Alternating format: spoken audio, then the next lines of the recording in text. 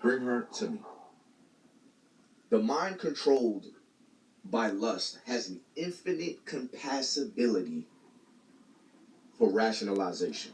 An infinite capacity for rationalization. So when you ask yourself, why do I keep falling into these same directions, these same traps that I keep going on this sabbatical of cleansing my mind and saying I'm not doing that anymore, and I go on these 1 month, avoiding doing these or watching these certain pieces of content, and then I go back to it.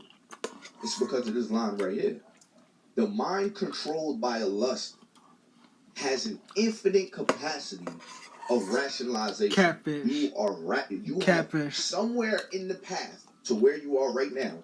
You have re-rationalized something that one day you said you're done doing. You have re-rationalized it to the point where you have repeated it. So you no longer have to rationalize it. The only rationalization that you need is that, well, I did it yesterday. Well, I mean, this is just how it is. Some of the things that your mom would say. How can something that has brought such enjoyment be wrong? God's will for me is to be happy. Certainly, He would not deny me anything which is essential to my happiness, and that is it. The question here is one of love. I'm acting in love, the highest love. My marriage was never God's will in the first place. You Christians and your narrow judgmental attitude make me sick. You are judging me. You are a greater sinner than I'll ever be. I want to just pause real quick. You don't have to be the most religious person to understand this, okay? The principle of not living a lustful life as a man, the proof is in the pudding. Look at some of the greatest men that have fallen. It has been, for a lot of them, it has been at the sake of a woman. Because he couldn't control himself. Losing it all. Talk to some of the older men. They had the one, and then, they let it go. Ladies have similar stories as well. Lust. The proof is in the pudding. If you don't control this part of you in general, if you're not somebody that's deep into your faith and deep into your word and deep into how God wants you to live, well, I'm somebody that lives I live through other people's mistakes. At least I try to. Oh, damn.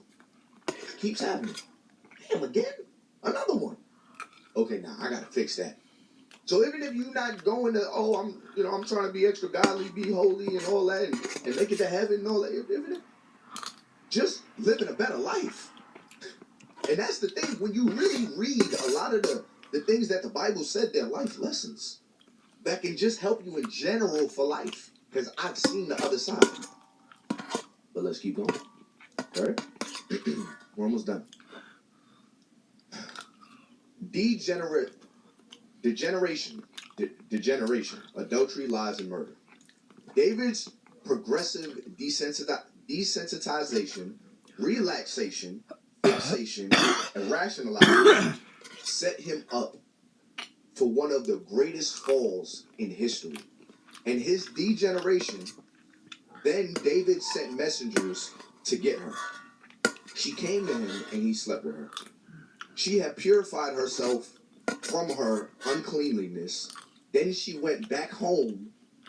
The woman conceived and sent word to David saying, I am pregnant. Doesn't it sound like some stuff that happened today? I mean, fill in the blank. I'm pregnant. I have an STD.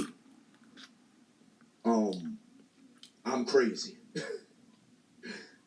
Where you at? We